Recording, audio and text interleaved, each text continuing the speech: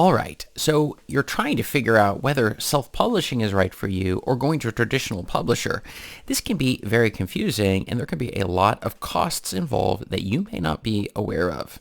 This is Chris Baird from selfpublishingmadeeasynow.com, where self-publishing doesn't have to be so hard. So in today's video, we're going to talk about self-publish versus publisher. Know the difference, and that difference can mean a lot to what is going to happen both with your sales, your profits, whether you even complete the project at all. So understanding self-publishing. So the definition of self-publishing is kind of an interesting one here, because in this sense, there's no independent agency that's going to help you with the distribution process or any of this stuff. You're going to have to figure it all out yourself. And that's when you're getting to be producing both books, ebooks, and all sorts of other things that go along with it that you're going to be putting onto the market. You're putting it together yourself, and you're going to have to put it out there.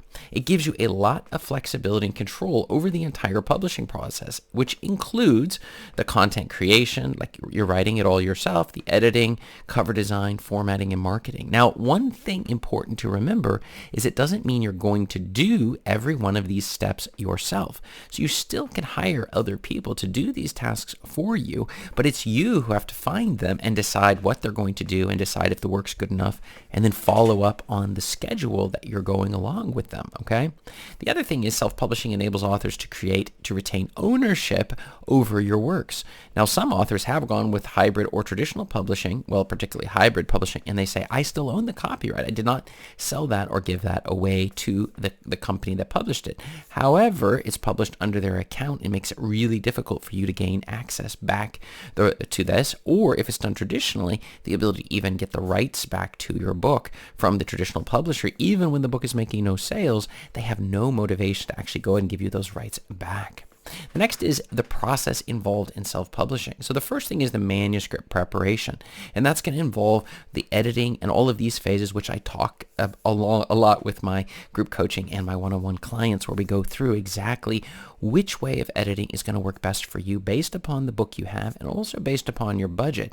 But that's one of the things with self-publishing, is that you can sort of decide how much money and time and resources are going to go in to that particular phase. Then comes the design and formatting, and I teach how to format your book using Jutoh, which is my favorite tool, and I have a course on self-publishing made easy, formatting made easy for authors. And so you can check that below in the description, because this is one of the easiest ways to go about doing it, is just working through the process. Now, I can tell you, almost no matter which tool you use, there's going to be a level of frustration when you're first getting started. And the same goes with Jutoh, and that's one of the reasons why I guarantee, as we're going through the course, that I'm going to be able to help you with any problems that you have. You're like, how do I do this? How do I do that? Now, I'm not going to be taking your exact manuscript like I do with my one-on-one clients, but in terms of, for the formatting side, going through a course is a fantastic way of going about learning it. But remember, it's still going to be some effort. Even if you're good with technology, you're still going to have to invest some time to learn the tool. And that is something that you just have to do if you're going to do the self-publishing route, which I highly recommend, of course. The other is the distribution and marketing. Well, you can distribute it to as many distributing houses as you want, right? So all the distributors you would like to do it. The marketing is also up to you. Strangely enough, it's also up to you, really, when it comes to usually traditionally published books. But the fact is that it's up to you to move the needle for your specific book. Nobody else is going to do it for you. So the pros and cons of self-publishing. Benefits of self-publishing.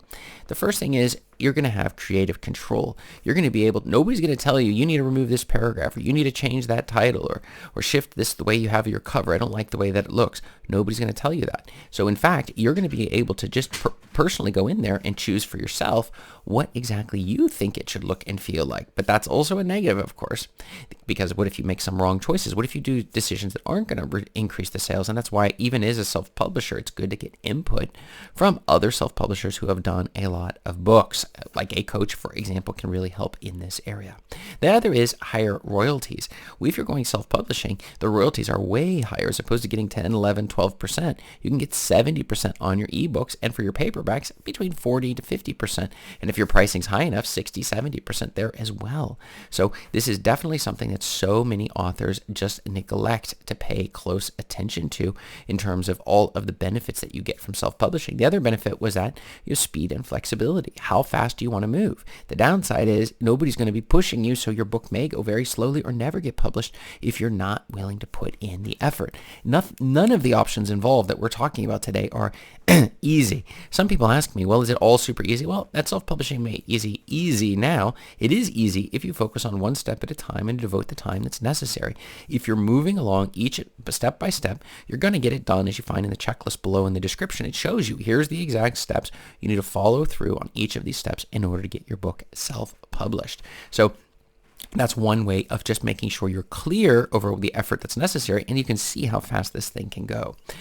But there are drawbacks of self-publishing, and that includes a lack of traditional publishing support. You're not going to have somebody telling you, do this, do that. They're not going to be doing that. That's one of the reasons why hiring a coach can save you a lot of time and frustration when you're trying to figure this out, because you can get the guidance that you need, but at the same time, you're going to be able to choose what you're doing, and you'll still have some support, even if it's not the traditional support you would get from these other companies. The other is limited distribution and visibility. This one's not completely true, because limited distribution, well, your book's still going to be available in a lot of these different channels. Does that make sense? In fact, in some ways even more, but maybe it won't be in the direct bookstores where you're looking around the corner, and those places won't be there, but you will have it on all the online stores, and in some ways it could be better positioned to sell than the traditional publishing ones. And then you have the perception challenges, and that means that a lot of people, when they're looking at self-published books, they think, well, oh, it's self-published, it's not actually traditionally published. In reality, it really won't make that much of a difference when it all comes down to it. So when you're really coming through it all and you're looking at it, these are definitely drawbacks, but most people aren't like, well, was that self-published? Well, it must be terrible or something. No. They're going to hear word of mouth. They're going to see the reviews. They're going to be pushing ads. It's going to cause people to read your description and decide whether this book may or may not be right for them. So understanding traditional publishing. So the first thing is definition of traditional publishing. And traditional publishing, on the other hand, unlike self-publishing, it's where you're going to an established model of publishing where authors submit their manuscripts to publishing houses which select and publish the works they deem commercially viable, which is meaning there's a gatekeeper involved. And as a result, one of the things that's beautiful is that they will actually give you a bonus, money up front, even without having even written the book yet. You can sometimes get money up front or get money in advance. So getting these advances in exchange for the rights to your specific book. The other thing is you're going to need literary agents in order to even get in contact with these traditional publishers to get your book. If you think you can just mail it into a bunch of traditional publishers and they're just going to jump all over your book because it's so wonderful, you are mistaken. And a lot of people get this, it's a really shock back to reality to remind you that no, you're not going to be able to just wing this thing and then magically get chosen. There's only a small percentage, even those they don't even know whether or not they're going to do well. The other thing is the publishing houses take care of various aspects, including the editing, the cover design, printing, distribution, marketing. All of these things, they bear the cost and the risks associated and even give you the money, give you an advance up front and give you some royalties afterwards. So there's a lot of risks that they're willing to take. But what's the process involved in traditional publishing? Well, there's a couple of things. The first thing is you're going to need to find a literary representative or agent who's going to be able to take your book, review it, and tell you what you can improve on it, and then tell you how to position that book so that you can properly sell it to the right publishing house that works for you. The second step is there's submission to the publishing houses. So that agent's going to help and push your book out to the publishing houses so that they are aware your book even exists, right? And hopefully you're going with a good agent that has connections inside so that they're able to help you out on that front in terms of they have connections inside of the major publishing houses. Also, there's the contract negotiation and publication. This is where most authors get in big trouble because you're going to be given a bad contract unless you happen to have some lawyers who can take a look at this thing. You wouldn't even know it. And if you did have lawyers, you would also need to know, they would need to be the type of lawyer who'd be aware of what does a good deal or a reasonable deal look like when you're looking at going through books. Most authors are so excited to signing the contract, they don't even bother to review just how bad of a deal this thing can be for you, unless you're already a huge author, in which case, why are you even watching this video? So the pros and cons of traditional publishing. So the benefits of going with a traditional publisher, one of them is that publishing expertise and resources. They already know exactly what to do. They have all of the professional people on staff. They're able to pull your book right through the whole process. You just literally just wrote the book and then they take it. Also, they have established distribution channels, including bookstores. That's right. And for some authors, this for some reason is an incredibly important thing that you can go into a bookstore and see your book on a bookshelf, in which case traditional publishing is perhaps the best way for you to do that. Then there's credibility and prestige. A lot of people are like, look, I made it through the gatekeepers. My book actually was good. I'm a published author, as opposed to a self-published author, because then it's like, well, anybody could self-publish a book, but to be a published author, you got to get chosen. But the question is, how much money did you actually make from this deal? And that's where most authors suddenly discover that just being a published author wasn't such a good deal like they thought. Though they do get some additional benefits, like it works as you can use this to open up doors to say, look, Random House or one of these the 6 big publishing houses chose my book. So you're a traditionally published author. So you can use that for your business if that's something you're interested in. So that's something you also should consider. But what about the drawbacks of traditional publishing? The first is that you lose a lack of creative control. They're able to change and tell you to change every single aspect of your book, including the title, the cover, the even pulling out chapters, changing text, all sorts of stuff. It's not just that they look at your manuscript and say, sure, we'll just publish it as is. That's just not how these things go. The second thing is the longer time frames. As you're moving through the publishing process, it can take a really long time for them to get this process done. Sometimes even years to get your book on the market. And by that point, if it flops, now where are you at? And if you've written anything else since then, you're scared to put it on the market because you're thinking, well, I should wait and see this first book goes through and does really well. And then you start to lose your motivation as a result of all of this process, which is a huge drawback. The other is lower royalties, which is really important for many authors. You think, oh, money doesn't matter. But in reality, it actually does, because it's going to help motivate you to keep on producing books. It's a way of showing you, hey, people care about what you're writing about. And if you really want to go for lower royalty rates, well, the traditional publishing route is exactly a great way to go. So comparing self-publishing versus publisher. So direct comparison of the two paths, highlighting key differences. The first thing is creative control. As we mentioned, if you self-publish, you have a lot of control, versus if you go with a traditional publisher, you're going to lose most of that control. The other is the time to market. Self-publish, you can get a book on market within a day even, right? I mean, literally, you could write the book and we could literally do a quick edit on it using digital tools and get this thing on the market within 24 hours from the start of the entire project. That is completely doable, especially once you learn the tools and the methodology that I'm using, which you can find that free checklist in the description.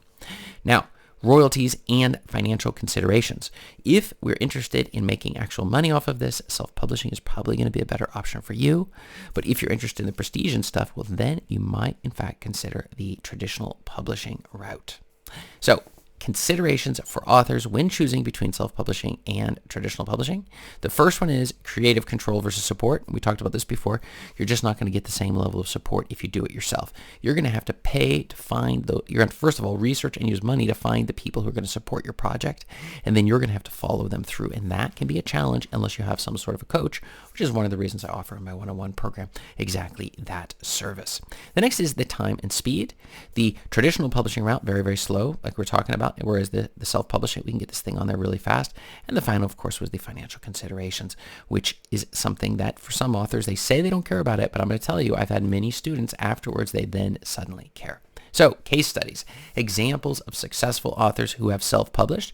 One of these big ones would be Andy Weir's, who published The Martian. Really enjoyed that book, fantastic book, and he did it by self-publishing. Next would be E.L. James's work, 50 Shades of Grey, which has sold tons of copies, even with only like 3.5 stars on its ratings on Amazon. It still is an amazing sales showing that you can, in fact, self-publish and do well.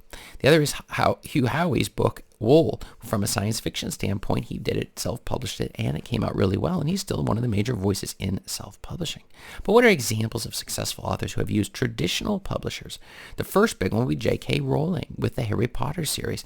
That was done through Bloomsbury in the United Kingdom and the Scholastic in the United States. So you can sort of see a little bit upon how that all played out. In addition, the next one would be Stephen King. All of his books were coming through. They were all traditionally published, but you got to keep in mind, like his first one, which was Christine, he had to send it in like 20-something times. Same goes with J.K. Rowling. I thought the book was wonderful. The answer is the gatekeepers at the traditional publishing houses really may or may not be paying attention to the quality of the book that you're putting in there. And so they'll read it like, yeah, it was nice and all, but we're not interested. And then you send it again, and you send it again. I want you to just to keep in mind the amount of tolerance a person has to have, the willingness to want to go through this process, and the amount of pain you're willing to suffer in order to get your book all the way through. And so, but as a result, Stephen King got his books out on Doubleday, Viking Press, and Simon and Schuster. So he was able to do it, or the final one, which would be Dan Brown and his best-selling novel, The Da Vinci Code, right? And that was published by Doubleday in 2003. So that's just another example of traditionally published books. So this is, in fact, a route. But I would say those first two, J.K. Rowling's and Stephen King, they got rejected an awful lot of times. Is this really something you want to subject yourself to? And of course, I'm telling you, no, you don't want to do that, because that is seriously depressing. But it worked out well for them. But how many authors did it not work out well for, where it took forever to get your book actually accepted by one of these major publishing houses? And when you did, it just wasn't selling at all. So making the decision, factors to consider. So the first is personal goals. And what we want to do is we want to think about what exactly we're trying to do. For personal fulfillment, for example, just the ability to get a book on the market, self-publishing is by far the best way to do that. And then in terms of your own personal development, this is a great way to learn the nature of online businesses, passive income, all of this sort of stuff you can learn by self-publishing. But in terms of your connections and your business life, the traditional published books are clearly a better way to go on that front in terms of establishing yourself as an actual author, even though really, the second you've published a book out there, you're already an author. I remember somebody once who told me how to sell 1,000 books before you could be an author. And after selling 1,000, I'm like, well, I don't know if you ever really feel like an author at some level. It always deep down, you're like, I don't know, am I really an author? Am I not an author? To be honest with you, the second you put the book out there, you made a single sale from somebody you don't know, you're an author. Congratulations. You've done what most people have not managed to do. Only a small percentage of the population, like 80%, want to do it at some point in their life, and a very small bit of people actually manage to self-publish or publish a book onto the market. So, which is kind of amazing. And the other would just be, like I was saying, the relationships and connections with a lot of people. The traditional ones have some advantages. Then you have the financial considerations, and you have budgeting and savings, and you're looking in terms of how much money do you actually have for the project. So the reality, though, is that traditional publishing does require a lot of money to get your book published. You should already have it edited and polished and have an agent, all these things in order to get it through. So it's not like you can just send them a draft and then they will be amazed and ready to just jump all over your project. So that's a big one. The other is investment and wealth building. So if you're thinking in terms of the long run, self-publishing is by far going to give you a bigger rate or a greater rate of return on your time that you're putting into it, because you can just keep on producing books. You're getting a higher royalty rate, so each sale you can afford to spend more on ads to drive more sales, and it just spins around like that. The other is debt management. So in other words, if you find yourself in debt, a good way to go is self-publishing. You can save a lot of money. You can almost do every single step yourself until the money is coming in, and then paying off your debt at that point. So there's a lot of financial considerations that you're going to want to keep in mind when doing this. Does that make sense? And in addition, you have the desire for control versus the desire for support. If you want control, self-publishing is by far the best route for you. If you want support, then you should definitely go with traditional publishing. However, I still don't actually agree with that. And the reason is because you can buy the support. You can simply get yourself into like a group coaching program like you'll find below in the description, where you're going to be able to interact with other authors and directly go back and forth with me, so we're able to give you that support you're going to need to get through this process. It is easy to do one step at a time. It is hard to stay motivated to do all of the steps necessary to get your book self-published. And the final thing there is just the balancing control and support and trying to figure out that balance. Maybe a hybrid publisher might be an option. One of the vanity publishers may be a good option for you. But I would warn you that if you choose to go that route, make sure that that vanity publisher, actually you've talked with people who've gone through them and published at least 2 books and are happy with the result. If you can't find that, then do not go with them. You'll notice I never mention their names, so none of these people would ever sue me. So I'm very, very careful about that, because I am familiar with their names. I am familiar. Where do you think many of my clients come from? They go to these vanity publishers and they get themselves destroyed, spending tens of thousands of dollars. And then they come to me and I show them, hey, you didn't have to do that. You could just do it all yourself. I could teach you exactly the skills. And then you're getting all the royalties as opposed to somebody else getting the royalties from you. So in conclusion, you can see that there is a huge number of things to consider when choosing between self-publishing versus traditional publishing of your books. And by looking at this, you're able to figure out which one is best for you, which is really difficult for a lot of people. But sometimes just trying to get an idea of what are the right options is the way to go. And that's something I offer just by doing a simple discovery session with you. It's a 55-minute or less session where we're going to sit down and look at where exactly are you at and which services out there and which path might be the right path for you. You'll be able to find the link to that right here below in the description. It's absolutely free. We do it on Zoom and at a scheduled time that will work for you. So check that out below in the description and check up above me here for more video answers to your self-publishing questions. Thanks.